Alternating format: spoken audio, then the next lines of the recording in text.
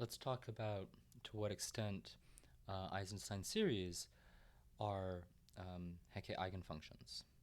So if you have this Hecke operator Tn acting on an Eisenstein series, here E is going to be level n, weight 0, character chi, then this is going to be um, this is going to be an eigenfunction of this Hecke operator Tn um, if two things. One, chi is primitive, and two, the GCD of n in the Hecke operator and n is 1. If these two things don't both hold, then the situation is more complicated. So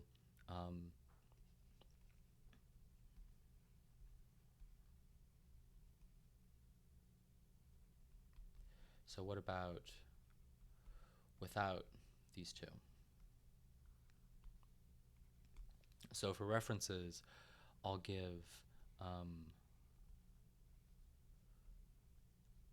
Goldfeld, Hundley,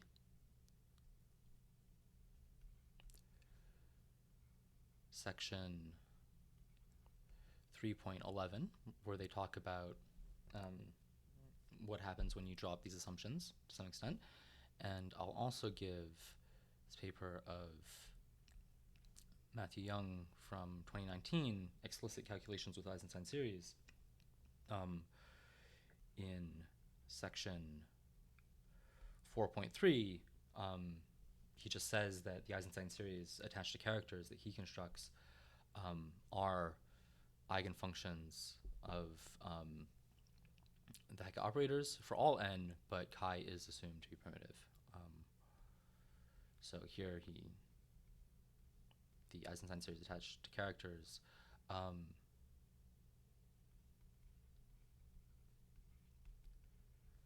is an eigenfunction of Tn if chi1, chi2 are primitive. And I don't know what happens if they're not primitive. He also gives the eigenvalue, which is convenient.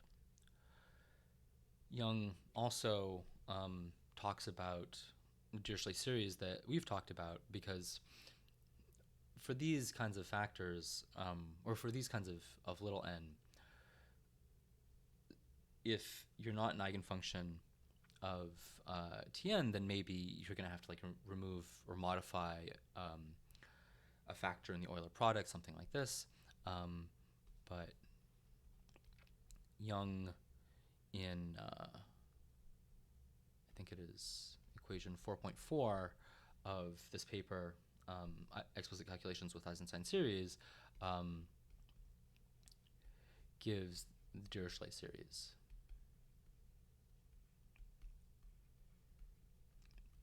Gives the Dirichlet series for one Eisenstein series attached to characters. So this is where you can look if you want to know exactly what's happening in the trickier cases, especially chi not being primitive. This seems quite tricky.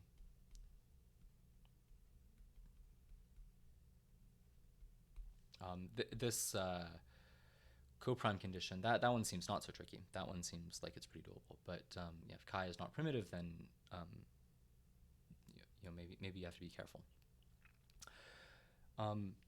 We also talked about in a previous lecture the sum n from 1 to infinity of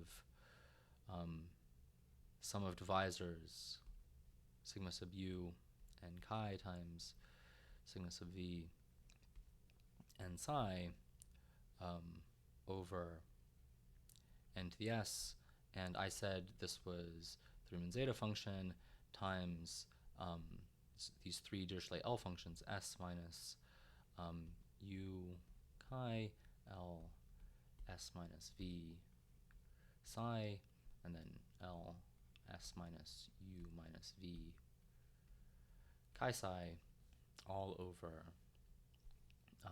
L 2s minus u minus v chi psi. And I realize now I probably didn't give, I may have dropped some assumptions. So maybe this is only true with chi psi primitive. I'm not sure, honestly. When I did this, this was an Euler product calculation I did by hand, and it was long enough that I don't know. Maybe at some point I may have accidentally assumed that these things were primitive. There are other ways to do it too, but yeah. So I'm not sure of this, and when it's not primitive, you might have to modify it a little bit. One thing I did say is that if you look at these Hecke relations, and this is going to be for weight 0 character chi, this is that a m times a n is equal to the sum r divides the GCD mn of chi r, and then here you had a of mn over r squared. And I said that if you have that an was the sum of divisors functions, sigma, I'm going to use s here, sigma sub s n chi over n to the s over 2, I said that this satisfies this. So I may, again, maybe I'm implicitly, subtly making some assumption about chi being primitive, but this is tricky enough that I will at least show my work, and you know, maybe if there's a gap, then this will at least show it. So so previously we said that sigma s n chi was multiplicative. So what that means is that if you're trying to check this relationship, it's sufficient to check just for powers of p.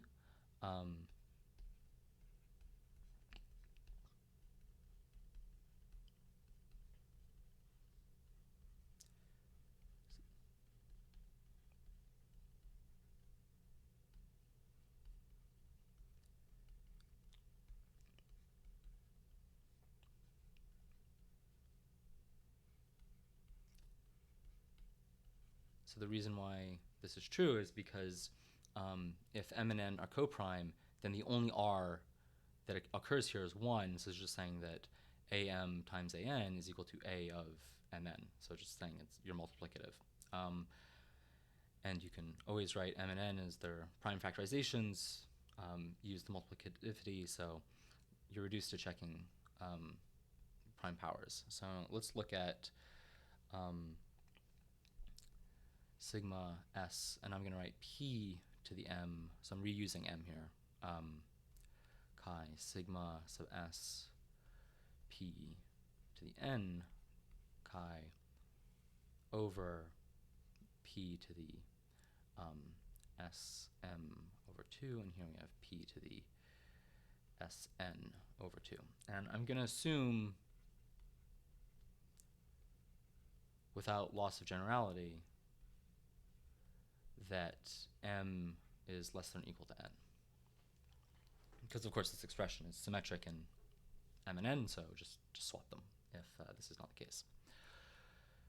So just writing out what this is p to the minus s times m plus n over 2, and then I'm going to write this as sum j from 0 to m. So of course the divisors of p to the m are p to the j going from 0 to m, and the same for the divisors of p to the n. So, and then here we'll have a chi p. Maybe it's slightly more accurate to write this as j plus k, because otherwise it's maybe unclear what I mean by 0 to the 0. I would mean 1 here. And then here you have a p to the s times j plus k. So this is your sum of divisors.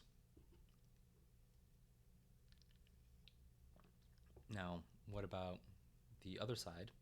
So if we look at the sum, and here it's going to be a sum r going from 0 to m, because if we want something to divide the GCD of p to the m and p to the n, remember we've assumed that m is less than or equal to n, so this means that this is p to the 0 all the way up to p to the m. Those are the divisors of the GCD, so I'm going to write it as p to the r. And then we have a chi of r, so p to the r, and here we have a sigma sub s, and it's going to be p to the m plus n minus 2r chi, and then the denominator is going to be p to the s times m plus n over 2 minus sr. Okay, and let's rearrange this a little bit. So this is going to be equal to p to the minus s m plus n over 2. Just taking this out, there's no dependence on r. And then we have a sum r from 0 to m of chi p to the r, and then it's going to be p to the sr, and then here we have a sum, let's say L going, so this is L in LaTeX, L going from 0 to m plus n minus 2r, because these powers of p are going to be the divisors of p to this power, and then it's going to be chi p to the L times p to the SL, and rearranging this a little bit, we're going to get p to the minus s times m plus n over 2, sum r going from 0 to m, sum L going from 0 to m plus n minus 2r, and then we have a chi p to the r plus L, and then we have p to the s times r plus L. And so the question is, are these two things equal? So of course we can just get rid of this thing in front, and essentially the question is going to be, do these things sum over the same range? And the answer is going to be yes. So I'll give you two ways to see why the answer is yes. So here's one way to see it. And okay, I mean, I'll be proof by example. So let's say m is 3 and n is 5. You can look at this grid. I'll put 4 dots on the bottom for m going from, or for j going from 0 to 3, sorry. And I'll have 6 rows here for k going from 0 to 5. So this will be jk is 0, 0. Here is j is 3, and here is k is 5. So of course it's clear that you have one dot for every pair jk, and one way you can group them is you can group them like this.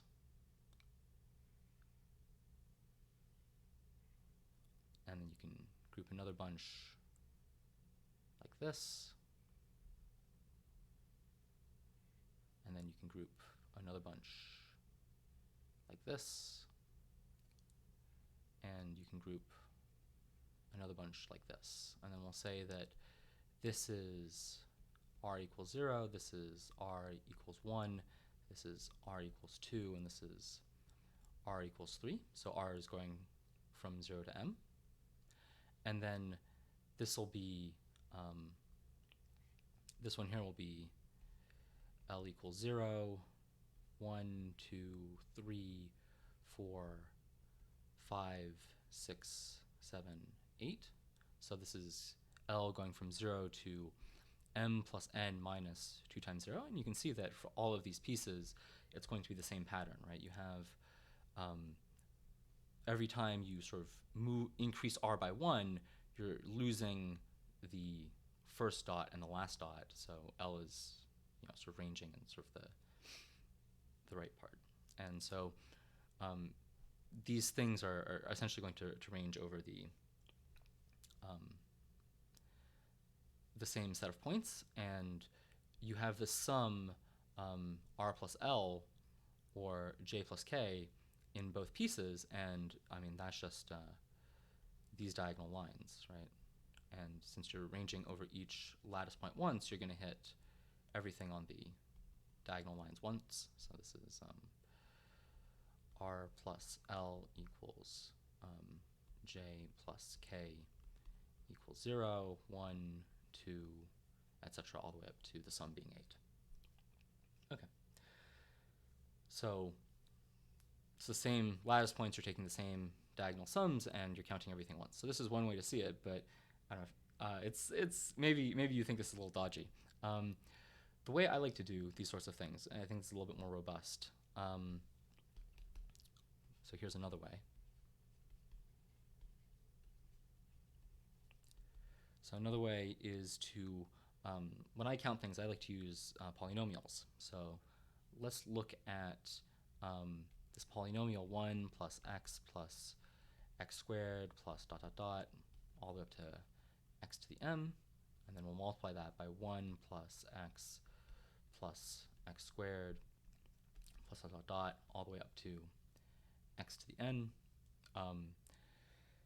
And the number of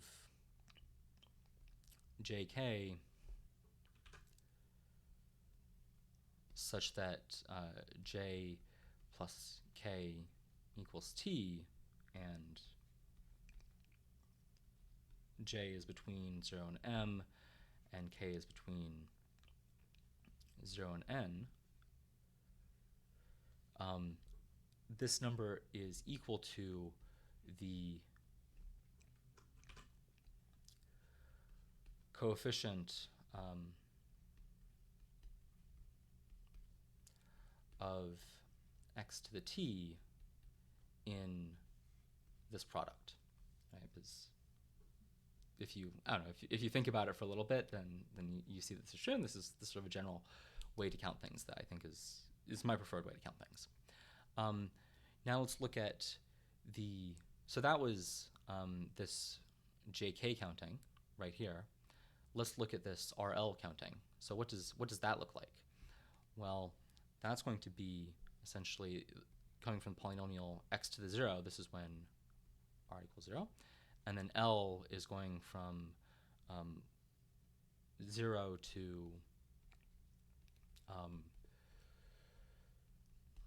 x to the m plus n, and okay, minus 2 times 0 if you like, for emphasis.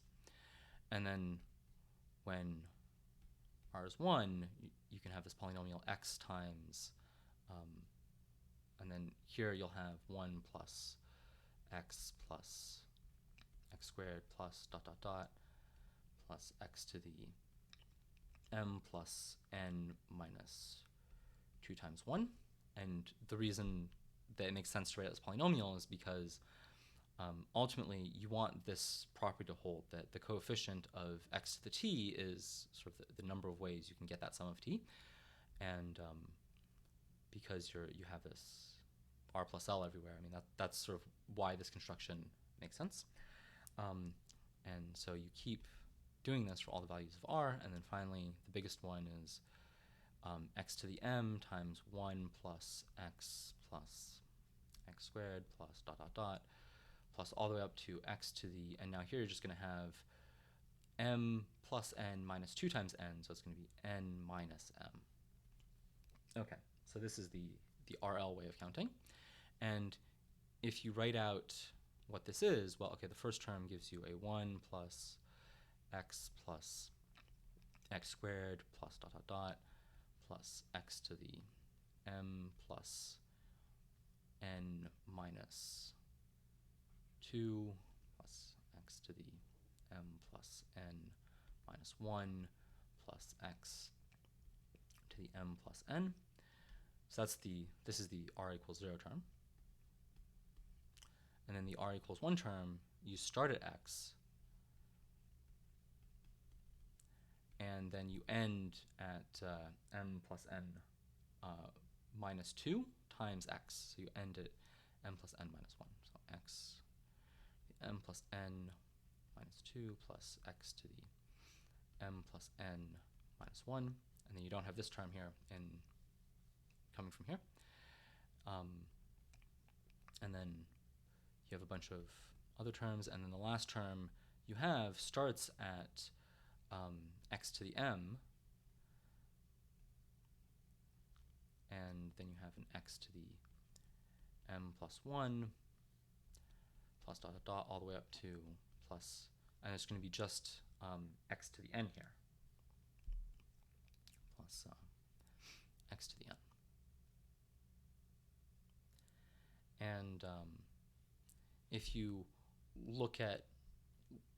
just sort of combine these terms, this gives you 1 plus 2x plus 3x squared plus dot dot dot all the way up to x to the m, and then you have m plus 1 x to the m's, right? Because this r equals m, that gives you an x to the m, and all the previous r's also gave you an x to the m. And then you stay at m plus 1 for a while.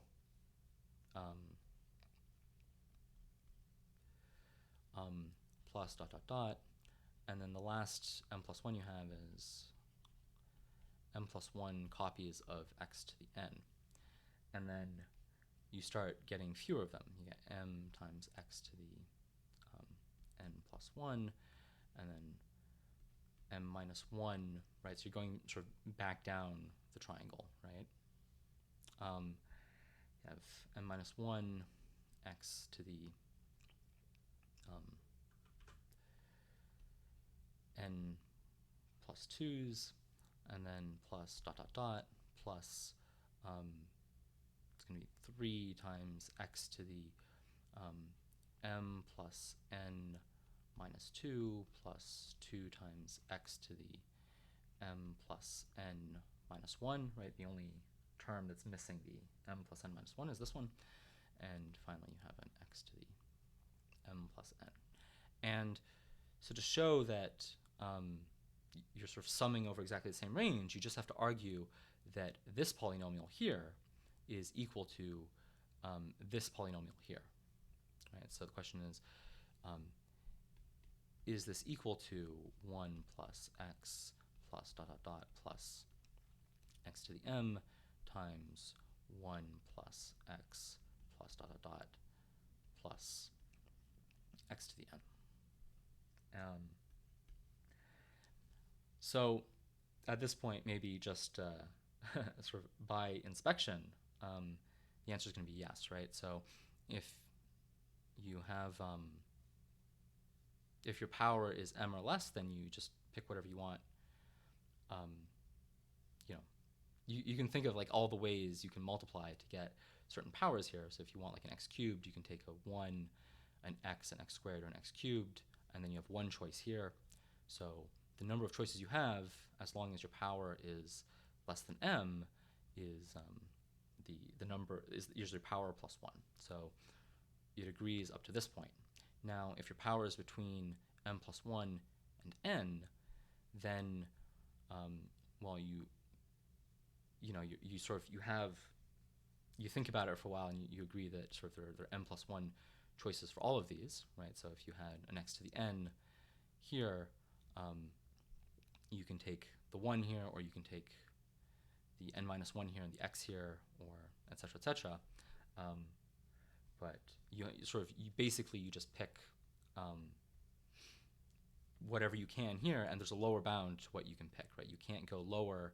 You can't take too low of a power here, because then there's nothing big enough here to pick up, right? So the biggest power you can get from this one is m, so that sort of limits how many options you get. And then if you're bigger than n, then you start going down, right? Because then you're sort of more restricted, where you are sort of truncating not just in this factor but also in this factor. And I don't know, you stare at it for long enough, and you agree that these two polynomials are equal, and that shows you that the Hecke relations hold, at least in this case, right? So yes implies that an equals the sum r divides mn chi r mn over r squared. So that's kind of a sort of a technical argument for this, and who knows, maybe at some point I subtly assumed that chi was primitive or something. So maybe be careful. But these are two ways that sort of I just came up with of doing this, and probably there are easier ways to do this also, but this is something you can do.